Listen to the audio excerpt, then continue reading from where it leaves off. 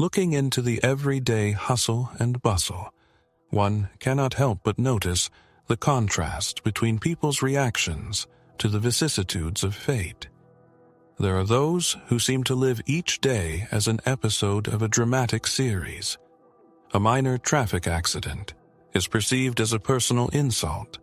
A delayed reply in correspondence becomes a reason for disappointment, and a mistake in ordering coffee is a harbinger of disaster.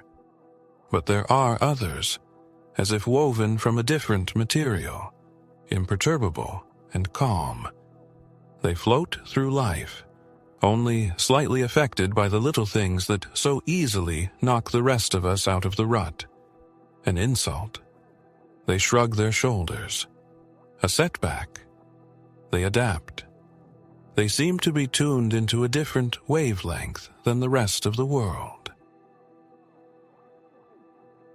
What separates them from the majority? Living like a pinball, bouncing from one reaction to the next, totally dependent on external circumstances. Bad weather darkens their day. The lack of an immediate response to a message undermines their self-confidence, and a passing glance from a stranger becomes an occasion for hours of introspection. What is the secret of this remarkable resilience, and what allows them to remain unperturbed in the maelstrom of life's events? To tell the truth, each of us has had to face the situation when insignificant things take over our thoughts, poisoning existence. What is it that distinguishes people who are able to stay calm from those who easily lose their temper? It's not luck or an innate gift, and it's certainly not the ability to control emotions like the learned monks. The secret lies elsewhere. They simply refuse to participate in an inherently losing game. Most people live with a misconception about the source of their feelings, believing that the outside world controls their emotional state. However, the real reason lies in their own interpretation of what is happening. Consider a simple example. Imagine that in a traffic jam someone shows you an obscene gesture.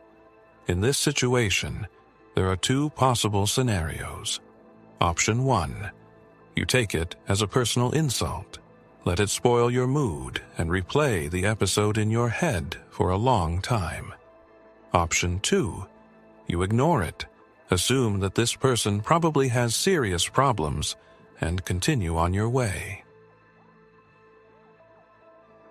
The same incident can turn out to be a completely different experience for different people.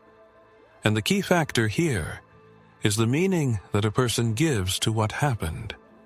Surprisingly, this principle applies to almost every aspect of existence. An insignificant remark thrown by a passerby will only hurt if the individual gives it meaning. Rejection will only hurt if the individual allows it to affect self-esteem and self-perception. A bad day will mar a whole week if you keep replaying it in your mind like a broken record. The truth is that most worries and anxieties originate not in the outside world, but in the depths of the mind.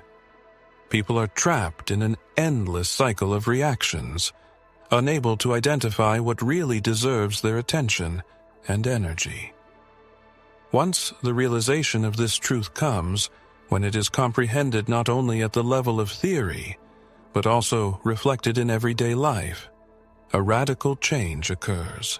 The world ceases to be something that simply happens to a person, but becomes a space that can be explored and perceived according to its own rules. Now, a legitimate question arises. How can this revolution in consciousness be accomplished? Once one realizes this truth, one's existence undergoes irreversible changes. The key to understanding is that it is not the events themselves, but our perception of these events that determines our state of being. However, a huge gulf lies between theoretical knowledge and practical application of this concept. In moments when fate strikes, when we are insulted, or when we are confronted with injustice, it is easy to forget this principle and give in to impulsive reactions.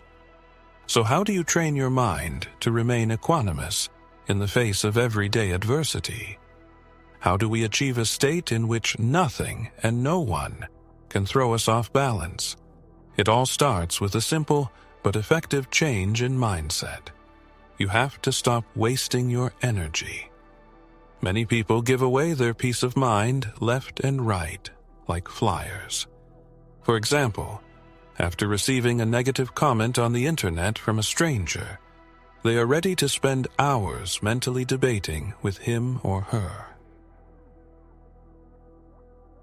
When a person gets a fleeting, meaningless glance in a public place, he tends to inflate the situation to the scale of a tragedy, scrupulously analyzing his every step and act. A minor mishap can darken the whole day, depriving joy and productivity. This behavior can be compared to running a business when an entrepreneur gives away his goods or services for free. At some point, you have to start charging fees, setting boundaries, and asserting your interests. The first question to ask is, does this person's opinion pay my bills? Will this situation even matter a week from now? Does this issue really affect me? Or am I just absorbing someone else's negativity? In the vast majority of cases, about 90%, the source of stress is other people's projections and personal problems that have nothing to do with the individual. If someone is being rude, it only reflects their own internal problems and ill-manneredness. If someone expressed doubts, it only reflects their limited thinking and inability to see perspective. If someone is disrespectful, it shows their low level of culture and lack of empathy. Think about it. When a person reacts violently, when they allow themselves to get upset and lose control of their emotions, they are essentially giving away their peace of mind as if they don't need it. However, in reality, peace of mind is the most valuable currency that needs to be guarded and protected from outside encroachment. Those who really succeed in life and confidently move forward realize that many things are simply not worth spending their energy on. And this is where the most interesting thing begins. When a person stops reacting and interacting with negativity, when they become unshakable, something amazing happens. People who used to cause irritation suddenly lose their power over him. Events that used to darken the day are now barely noticed. The world ceases to seem so heavy because one no longer carries burdens that one should never have shouldered. And once one experiences this mental freedom, there is no turning back. However, there is another aspect to this puzzle, a way to get to the next level, not just avoiding the effects of the world, but turning them to one's advantage. And this is where the real fun begins. It's important to note that most people don't actually seek to control their emotions, even though they claim otherwise. People strive for mental equilibrium, but the slightest of life's troubles can take them out of this state. Having received an unpleasant letter from the manager, they are already ready to mentally submit an application for dismissal. They perceive a dead phone to 1% of charge as a universal conspiracy. Many people seem to let their emotions rule them, justifying it with the phrase, "I can't help it. That's just the way I am." But here's what's important. The ability to maintain equanimity brings victory not only in personal life, but also in all areas of activity. It is no coincidence that the most influential people, whether in tense negotiations, in communication, or in sports competitions, always keep calm. Losing control over emotions is tantamount to putting the levers of control in someone else's hands. If someone knows they can hurt you, they gain power over you.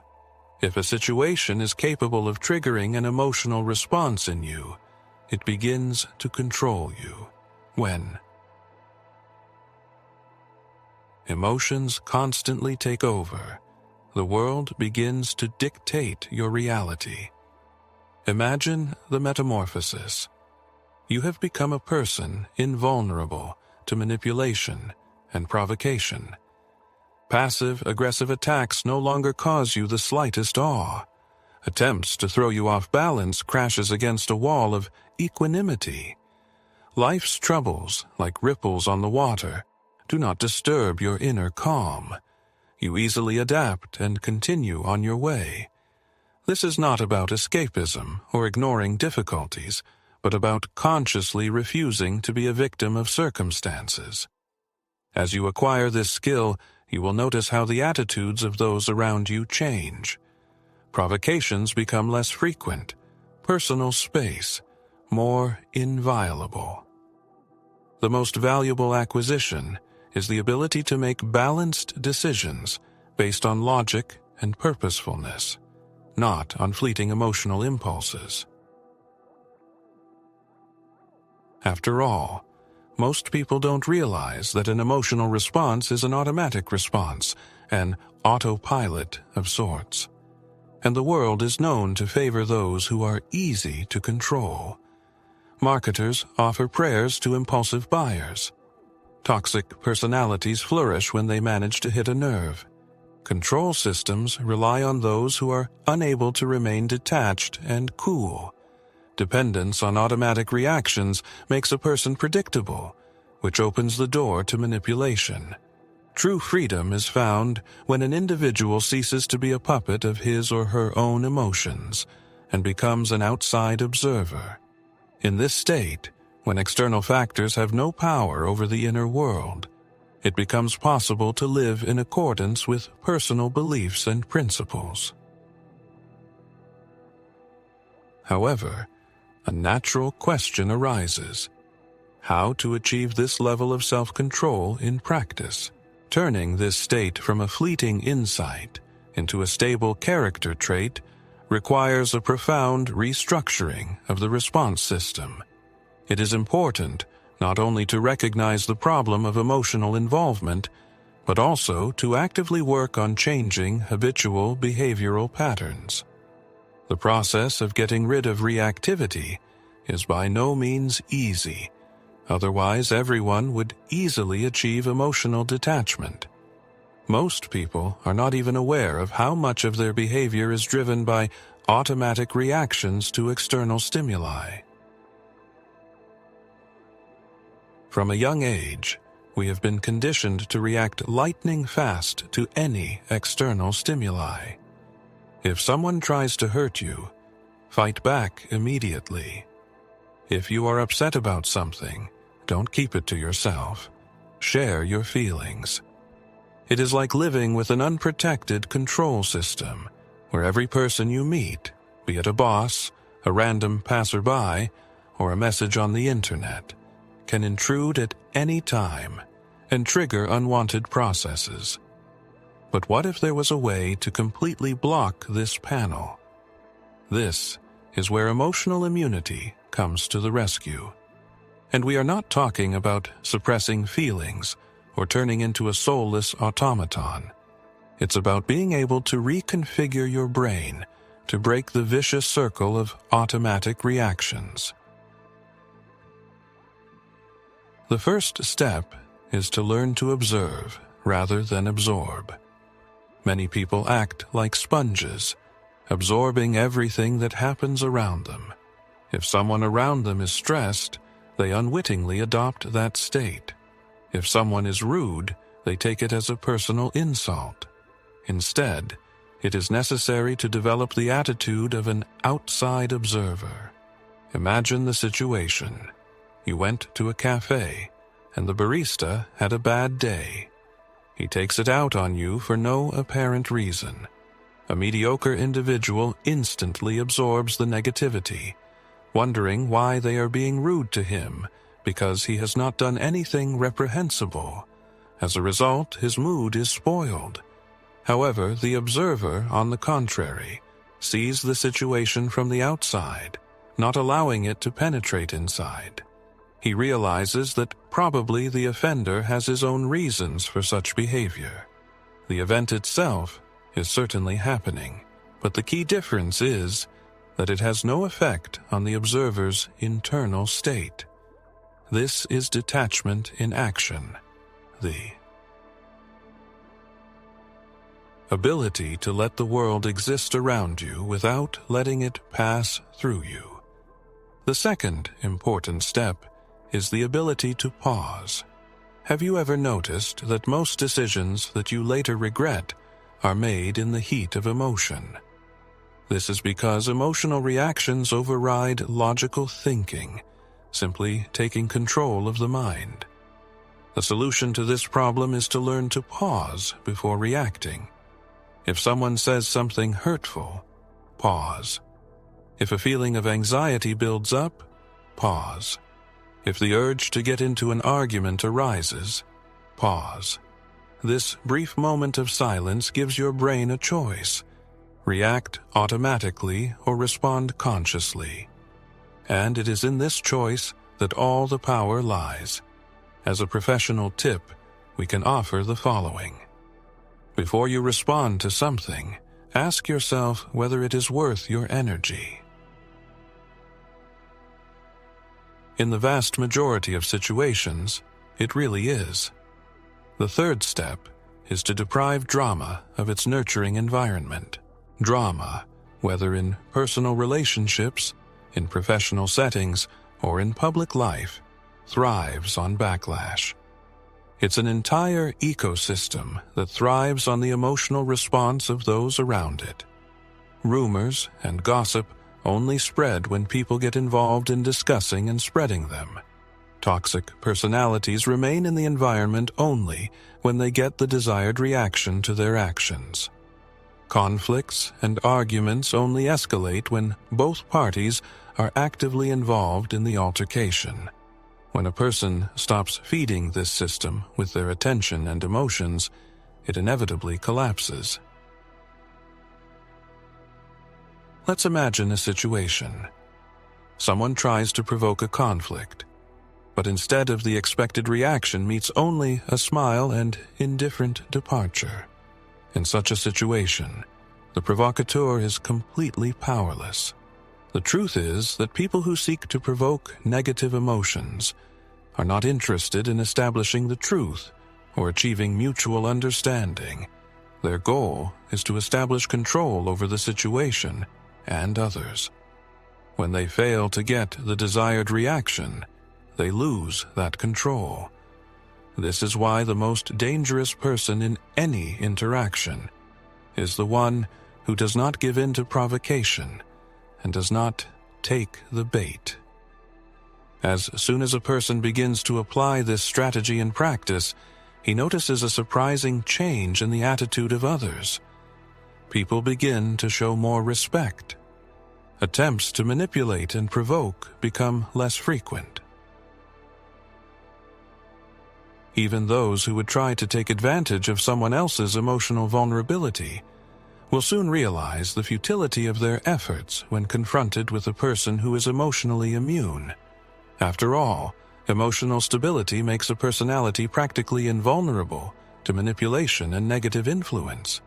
At this point, the question naturally arises: how can we translate this theory into reality when emotions seem all-consuming and uncontrollable? This is where the final stage enters the scene: the reconfiguration of perception and processing of emotions, which must take place before they can overwhelm. It is only natural to wonder what to do in situations when the emotional intensity reaches a peak, when it seems impossible to detach oneself and keep one's cool. This is a legitimate concern that becomes a stumbling block for many. After all, truth be told, It is impossible to change habitual reactions formed over a lifetime in an instant. However, the key is not to suppress emotions, but to transform the approach to processing them. The first step on this path is to exercise the mind like a muscle. Too often, people treat their emotions as indomitable wild beasts, uncontrollable, unpredictable, and inevitable. Like muscle, emotional intelligence lends itself to development and refinement. Surely, everyone has noticed that some individuals retain equanimity in moments of tremendous tension, while others lose their composure over trifling mishaps. The secret lies not in exceptional innate data, but in the ability to train the nervous system, forming a different response to stimuli. The human brain has a kind of factory settings, established patterns of behavior based on past experience. If for many years the brain has associated a stressful situation with panic, it will adhere to this pattern in the future. Similarly, if criticism was perceived as a signal for defense, then a defensive reaction will occur automatically. The main technique is to break the habitual patterns of emotional response.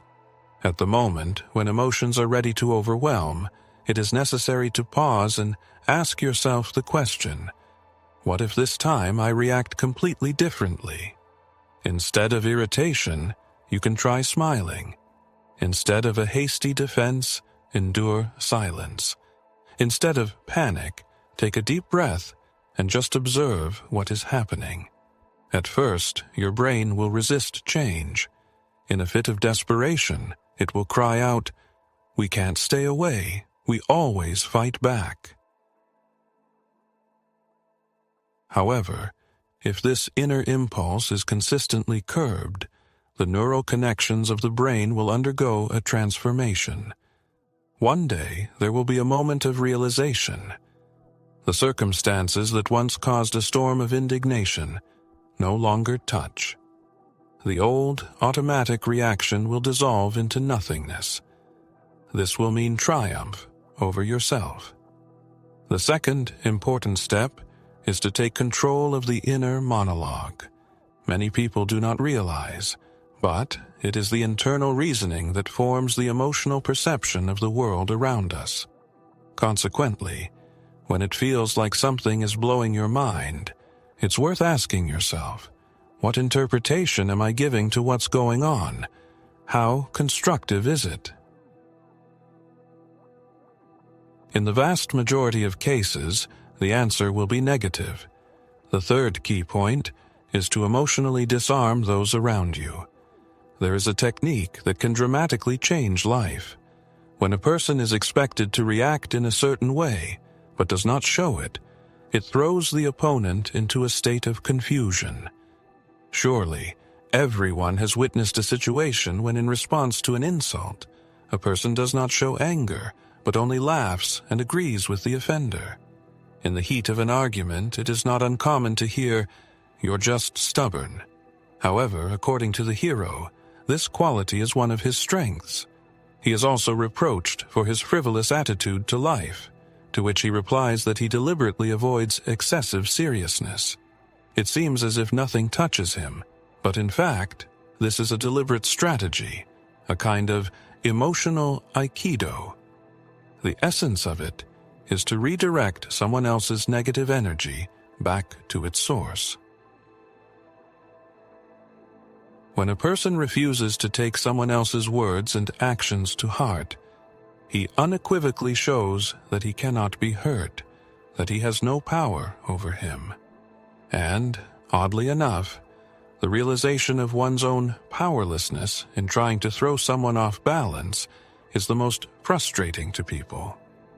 The less reaction, the more respect, because people are constantly testing the boundaries of what they can control. Once it becomes clear that the person is untouchable, the attacks stop. It is important to realize that firmness is not the absence of emotions, but the ability not to let them control you. It is a conscious choice, of whether to let the situation define the individual or to define the situation itself. When one stops reacting to things that are not worth paying attention to, one begins to live by one's own rules. There comes a point when real life changes occur. If the above touched some strings of the soul, it is worth expressing it by pressing the approval button, because, let's be honest, if the attention was held up to these lines, it means that there was a sense in it. And for those who are hungry for more of this kind of content, subscribe, because this is just a starting point. See you in the next issue.